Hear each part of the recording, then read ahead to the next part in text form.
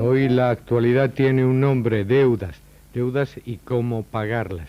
Porque ya saben ustedes que en los últimos tiempos algunas empresas españolas están fuertemente endeudadas y no saben cómo salir adelante de sus pagos. Parece que una de ellas, concretamente Endasa, la empresa nacional del aluminio, acaba de superar uno de los obstáculos financieros que tenía más a corto plazo. Se trataba de pagar los intereses del crédito sindicado que le había concedido el Orion Bank, un crédito de 200 millones de dólares. Había dudas sobre si se pagaba o no se pagaba. Y finalmente Endasa ha tomado la decisión de abonar la parte que le corresponde de esos intereses, que es el 73%, y por tanto se ha superado este escollo. Quedan naturalmente otros, pero superado este se podrán dedicar los esfuerzos a lo que parece en estos momentos más importante: superar la situación de suspensión de pagos en que se encuentra el grupo Aluminio Español, Alumina Española.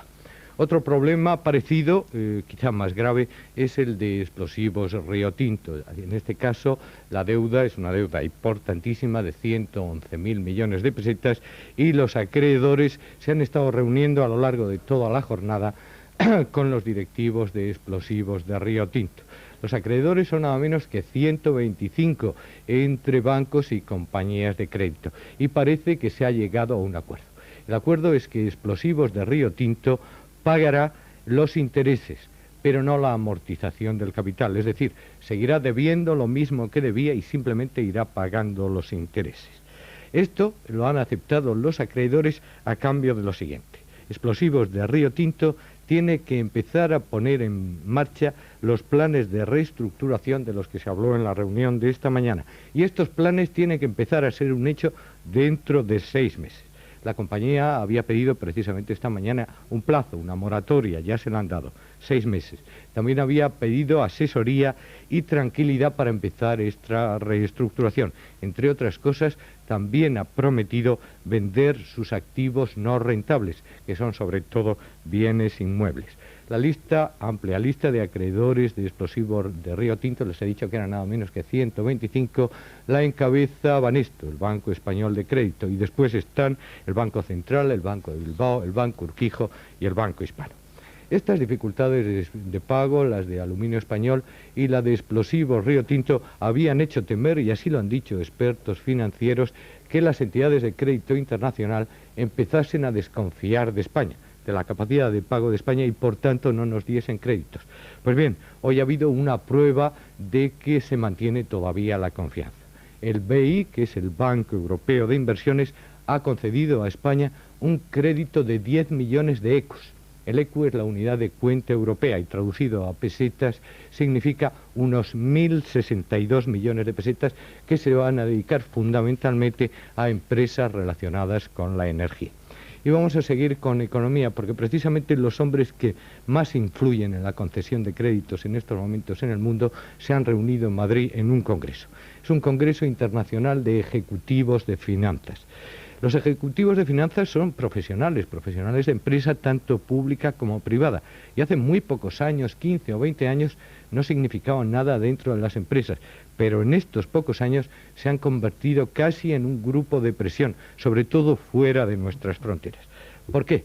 Pues sencillamente porque todas las decisiones de créditos, de inversión, de ayudas, pasan por sus manos, y lo que ellos dictaminan es lo que se lleva a la práctica.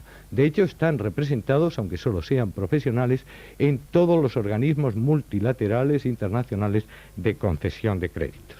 Hoy les ha hablado a ellos precisamente el presidente del principal acreedor de Explosivos de Río Tinto, el presidente Banesto, el señor Aguirre Gozalo, un hombre que obviamente cree en la importancia de las finanzas. Entre otras cosas, ha explicado que la Armada Invencible perdió su nombre precisamente por culpa de las finanzas. Nosotros los españoles tuvimos el gran fracaso de la Invencible en tiempo de Felipe II, Pero lo que ustedes puede que no sepan es que la Invencible fracasó por razones financieras. Fracasó por razones financieras porque Inglaterra, que siempre ha sido muy hábil, recogió todas las letras sobre Génova que había en Europa. Y esas eran las divisas. Y como Felipe II se encontró sin divisas, tuvo que retrasar un año el poder poner la Invencible en términos de poder batallar. Y en ese año es precisamente cuando los ingleses experimentaron con unos barcos y con otros el hacer aquellas cosas que hicieron, de quemar los barcos con balsas, etcétera, etcétera. La noticia más importante de la información internacional de hoy es el encuentro que celebraron en Washington el presidente del Líbano, Amir Gemayel, con el presidente norteamericano Ronald Reagan. Se han dicho cosas muy interesantes, muy concretas y muy prácticas. El presidente Ronald Reagan, después del encuentro que celebró privado con el señor Gemayel, hizo unas declaraciones en las que explicó y perfiló perfectamente, de manera que no cabe ningún tipo de duda, su decisión absoluta de apoyar y sustentar el plan de reconstrucción del Líbano. Y lo dijo así.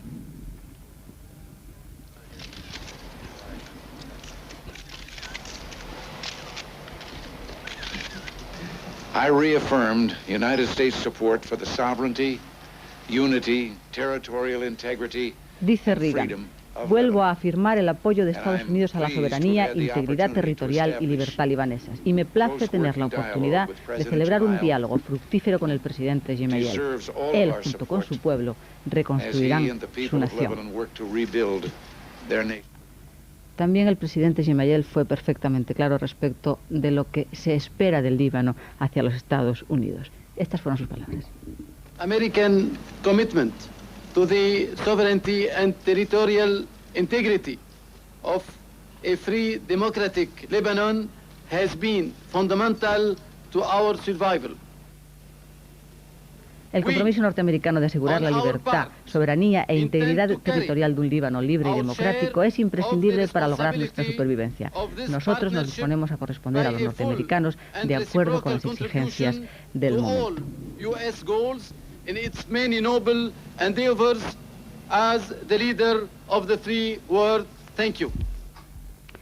Las cosas parecen estar bastante claras, de manera que el apoyo de los Estados Unidos a la reconstrucción del Líbano empezará muy probablemente por entregarles una parte de los 15.000 millones de dólares que en principio están previstos para esta operación. El presidente Ronald Reagan anunció ya su deseo de incrementar esta ayuda financiera, pero también es verdad que ha hecho un llamamiento a la conciencia internacional para que aporten algún tipo de ayuda. También se trataron, además de una cuestión de dinero, se trataron otros dos temas. Uno de ellos es el de la retirada del territorio libanés de todas las tropas extranjeras, condición fundamental, y de la posibilidad de que las fuerzas de pacificación aumenten en número y además prolonguen un poco su mandato. Ayer les dábamos información de la intervención del presidente Gemayel en las Naciones Unidas, de manera que es una noticia ya vieja, pero no podemos resistir la tentación de darles sus palabras, porque sus palabras son un ejemplo perfecto de la decisión profunda y de la voluntad de un pueblo de salir adelante. De manera que aquí está. Dans les jours, dans les semaines qui viennent, le Liban espère ainsi avoir retrouvé. En los días venideros el Líbano espera encontrar de nuevo su salud como nación. Ya la capital que dejé ayer vibra con deseo de renovación. Su voluntad de ganar esa otra guerra, la guerra contra la destrucción y la guerra contra el fracaso, es probablemente uno de los fenómenos más notables de nuestra época.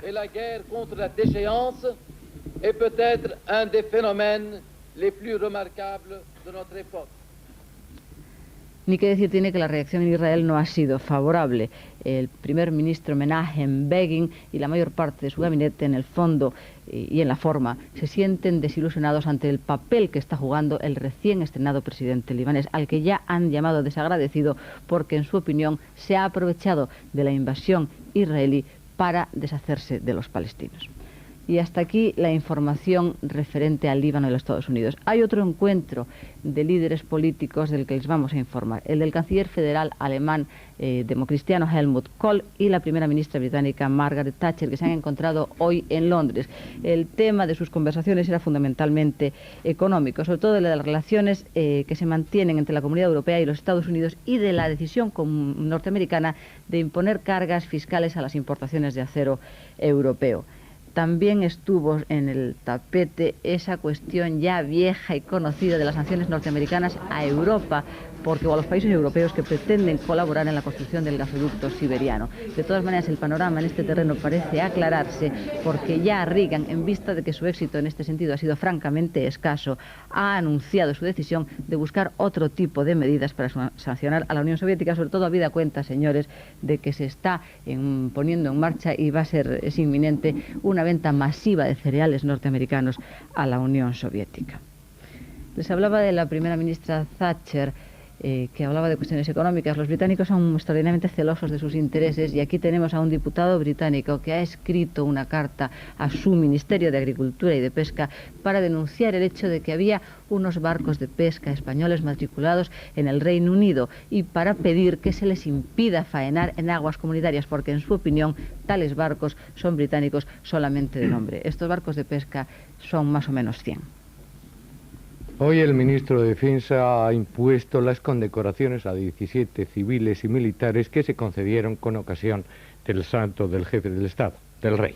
Al terminar el acto, el ministro Olliart pronunció un discurso corto en el que habló, aunque de modo implícito, de las intentonas golpistas. Y dijo que este es un tipo de acontecimientos que sorprenden, duelen e irritan a la generalidad de nuestro ejército. Acontecimientos que todos desearíamos que no se hubieran producido, pero que una vez que están ahí, debemos aislarlos, debemos darles su justa medida y debe quedar claro ante la sociedad militar y aún más ante la sociedad civil hasta qué punto el ejército de España es un ejército unido, leal, es un ejército que mantiene todas sus virtudes. Después se refirió también de modo indirecto a ciertas informaciones publicadas recientemente en la prensa y dirigió a los medios de comunicación la siguiente reflexión genérica. Y a los medios de comunicación social aquí presentes, yo quiero pedirles una vez más que traten con el respeto y con el cariño que las Fuerzas Armadas merecen todos los asuntos de las Fuerzas Armadas.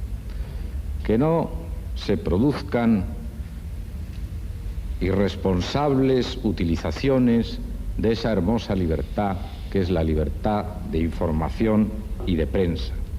Después el ministro Olliart, y esta vez de una manera abierta y directa, hizo profesión de fe en el futuro de nuestro país.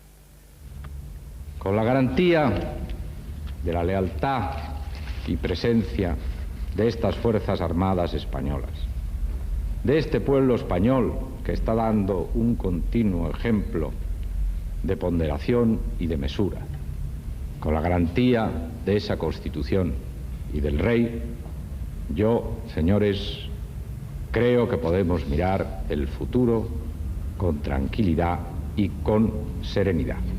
Hoy se han producido nuevos traslados forzosos militares, han sido dos.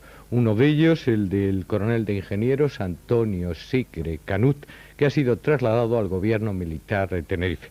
El otro traslado ha sido el del teniente coronel de artillería Ángel Sánchez Aranda, que ha sido trasladado a la zona de reclutamiento y movilización de Pontevedra. Y hoy también el Tribunal Supremo ha dictado una sentencia por la que los acuerdos de los tribunales de honor militares podrán ser revisados por la jurisdicción ordinaria. Y también hoy han ingresado en la cárcel de Granada 3 de los 5 militantes de Solidaridad Española que fueron detenidos cuando realizaban prácticas de tiro con una pistola que, según parece, les había sido entregada en la sede de este partido de Solidaridad Española. Los dos no detenidos, que no han ingresado en la cárcel, eran dos menores de edad. Uno ha sido internado en el reformatorio de San Miguel y otro está bajo la vigilancia de sus propios padres. Marcelino García de Ayerdi, que como ustedes recordarán fue herido el sábado pasado en un control de la policía en Lasarte, en Guipúzcoa, ha muerto esta madrugada. Hay otra noticia. La cadena de atentados que se han producido en los últimos días en Guipúzcoa y en Navarra y que no habían sido reivindicados por nadie, lo han sido ya. Los ha reivindicado ETA Militar. Hoy se ha reunido en el Ministerio de Cultura el Consejo de Dirección de los Medios de Comunicación Social, que agrupa 27 periódicos que pertenecían a lo que antes conocíamos como la cadena del movimiento. Se trata de decidir su futuro. Y aquí y ahora el subsecretario de Cultura nos explica los acuerdos a los que se han llegado. En la reunión de hoy del Consejo se ha tomado el acuerdo de anunciar la celebración de las subastas de 21 de los 27 periódicos con que cuenta en este momento el organismo autónomo Medios de Comunicación Social del Estado. Los otros 6, cuya enajenación no ha sido aprobada, son los siguientes: Sur de Málaga, Patria de Granada, la Gaceta Regional de Salamanca, La Voz del Sur de Jerez, El Eco de Canarias y el Diario Español de Tarragona. Hubo una ley que propiciaba esta salida a subasta de estos periódicos, pero entonces el PSOE la impugnó por anticonstitucional. Lo que no sabíamos, pero ya vamos a saber ahora mismo, es si se pueden seguir los trámites previstos. Ese recurso seguirá su tramitación ante el Tribunal Constitucional y, en aplicación estricta de la propia ley del Tribunal, no suspende en ningún caso la ejecución y la necesidad de cumplimiento de la ley que el Consejo del organismo está cumpliendo en este caso. En consecuencia, como decía antes, el expediente del recurso seguirá su curso y también las subastas seguirán su tramitación. Más noticias. Los fraudes alimentarios y comerciales no cesan, a pesar de que la Administración se esfuerza e insiste en aplicar multas crecientes en su cantidad. Casi 1 millón de pesetas ha sido impuesto ahora a distintas empresas por incurrir en distintos tipos de fraudes alimentarios. Les voy a leer los nombres de las empresas. La firma Coiper de León, por irregularidades en el envasado de legumbres, tendrá que pagar 150.000 pesetas. La panificadora San Antonio de Madrid, porque vende pan con falta de peso, 350.000 pesetas. La Unión Panadera de Archidona, con 100.000 pesetas, porque vende pan a precios ilegales. Rodríguez Aceites y Jabones de Sevilla, 100.000 pesetas, porque vende aceite falto de peso. Mariano González Calavia, o Calavía quizá, de Valladolid, con una multa de 30.000 pesetas, porque vende aceite ambulante. La panificadora Cantueso de Madrid, con 200.000 pesetas, porque también vende pan falto de peso. Y aún hay más. El Ayuntamiento de Zaragoza, que ha impuesto una multa correctiva de 25.000 pesetas a la empresa Manfres, porque vende queso fresco que no es apto para el consumo. Quizá haya pocos lugares con apariencia tan inofensiva como un silo destinado a almacenar grano. Pues bien, la explosión de un silo en la ciudad francesa de Metz, en el sur de Francia, ha causado la muerte de 3 trabajadores. Un cuarto trabajador pudo ser rescatado de entre los escombros, aún con vida, pero gravemente herido. Y este es el 6º accidente del mismo tipo producido en un silo en los últimos 5 años. El más grave ocurrió en 1977 en Nueva Orleans y costó la vida a 34 personas. Pese a que por el momento parece descartada como causa de esta explosión la acumulación de gases que produce el grano almacenado al fermentar, esta suele ser en muchos casos el origen de los accidentes. La policía norteamericana parece que tiene pistas claras sobre un caso que recientemente ha conmovido a la opinión pública internacional, pero sobre todo a la norteamericana, porque bastantes norteamericanos, concretamente 7 personas, habían muerto envenenadas después de ingerir Tylenol, que es un analgésico de uso tan corriente como la aspirina en España. En la foto que ven ustedes, señalada con una flecha, aparece una de las víctimas. Y detrás, señalado también, el presunto asesino. La foto fue obtenida en un supermercado y ha permitido a la policía identificar al autor de la mortal manipulación del Tylenol, residente en la misma ciudad que la víctima fotografiada y que en estos momentos es buscado junto con su esposa, a la que acaban de ver hace algún momento, por otros intentos de envenenamiento. Y ahora les vamos a ofrecer unas imágenes que, aunque parezca mentira, fueron tomadas ayer mismo. aunque parece que proceden de la noche de los tiempos, de hace 5 siglos. Son las imágenes de un entierro en el Irán del ayatolá Khomeini. El fallecido era otro ayatolá, Rafi Esfahani, que el pasado viernes encontró la muerte de una manera violenta en un atentado que sufrió tras serle arrojada una granada. Así se desarrolla hoy, en 1982, un entierro en el Irán.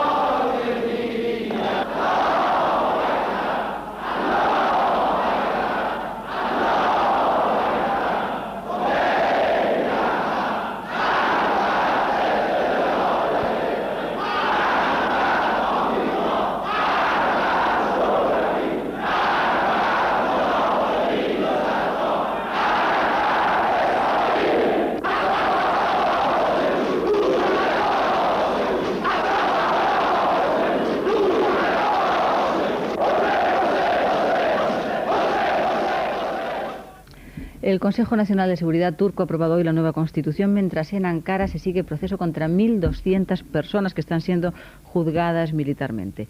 La nueva Constitución va a ser sometida a referéndum el 7 de noviembre y prevé, entre otras cosas, que el general Evren accederá a la presidencia de una manera automática. Además de eso, prevé la desaparición de los partidos políticos durante varios años. Les decía que eran 1.200 personas las juzgadas en este momento militarmente. Son 574 extremistas de izquierda del partido Dev-Yol y 600 extremistas de derecha. El fiscal pide para los de izquierdas 186 penas de muerte y para los extremistas de derecha 220 penas de muerte. En Italia hoy se ha producido un hecho insólito y amable. El presidente de la República, Sandro Pertini, ha invitado a comer a Juan Pablo II. Lo ha invitado a comer a la casa de campo que Pertini tiene a unos 30 kilómetros de Roma. Nunca se había producido una cosa así en la historia.